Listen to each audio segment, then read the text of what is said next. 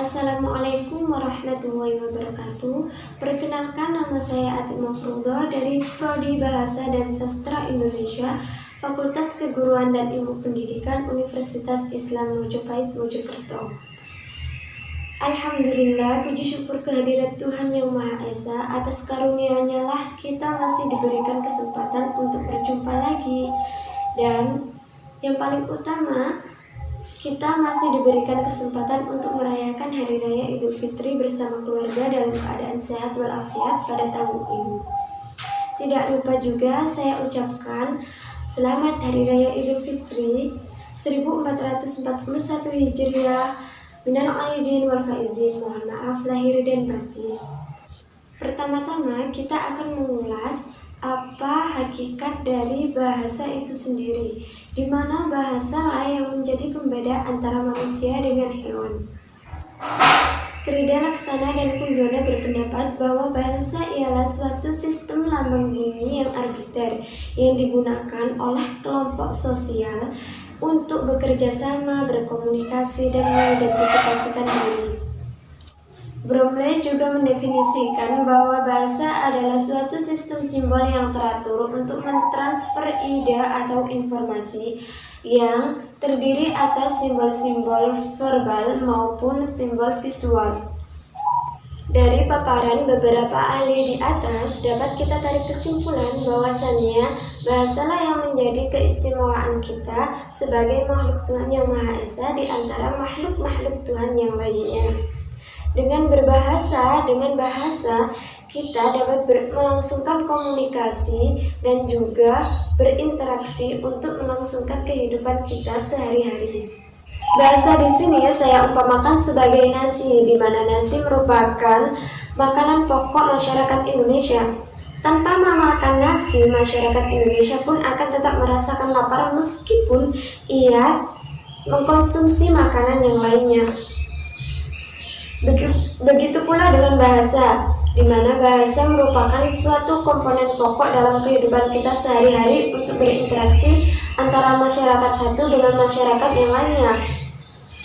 Karena bahasa merupakan alat yang utama dalam kita berkomunikasi ataupun berinteraksi. Bahasa sendiri saat ini sangat bervariasi, dan kebervariasian ini sangat kuat dipengaruhi oleh satu, yaitu usia, di mana ketika usia kita lebih muda akan jauh lebih menggunakan bahasa-bahasa gaul ataupun bahasa-bahasa milenial. Dan yang kedua yaitu pendidikan, di mana semakin tingginya pendidikan maka akan semakin baik pula tingkat keberbahasaan kita baik dalam berkomunikasi ataupun memberikan suatu informasi. Yang ketiga yaitu lingkungan, di mana hal tersebut digambarkan dengan simbol-simbol suatu bahasa kedaerahan, dan makna-makna dari simbol-simbol suatu bahasa tersebut hanya masyarakat daerah tersebutlah yang mengetahuinya. Selanjutnya kita akan sedikit mengulas apa itu komunikasi.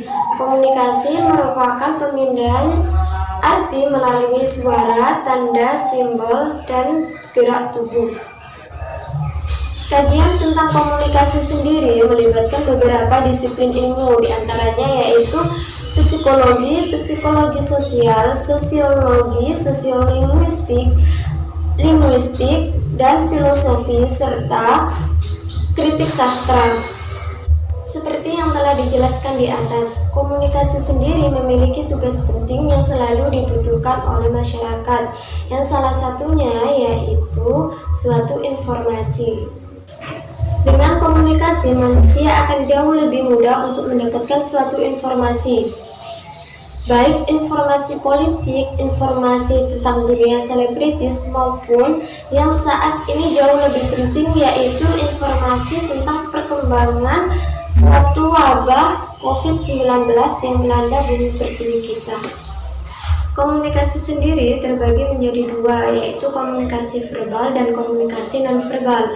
Komunikasi verbal yaitu komunikasi yang menggunakan bahasa atau simbol-simbol yang dibuat oleh masyarakat tersebut dengan makna tertentu, yang makna-makna tersebut ataupun makna dari simbol ataupun bahasa tersebut yang mengetahui hanya masyarakat itu sendiri.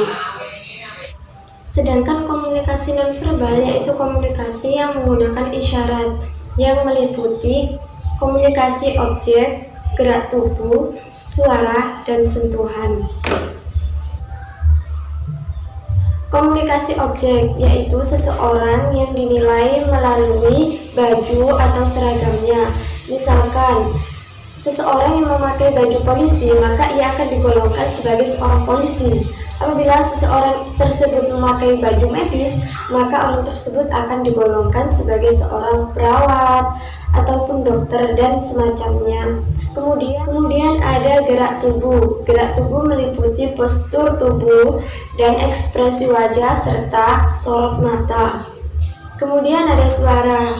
Suara meliputi tinggi rendahnya suatu nada ataupun intonasi, dan juga meliputi ketidaklancaran atau kelancaran dalam berbicara. Yang terakhir ada yang namanya sentuhan. Sentuhan di sini disimbolkan sebagai kasih sayang, sebagai simbol kasih sayang ataupun simbol pertemanan dan persahabatan. Cukup sekian ulasan singkat dari saya tentang bahasa dan komunikasi atau komunikasi bahasa pada perjumpaan kita kali ini. Apabila ada kurangnya atau khilafnya saya dalam berkata dan menyebutkan pendapat saya mohon maaf dengan setulus hati saya. Sekian dari saya, wallahul muwaffiq ila aqwamit thoriq.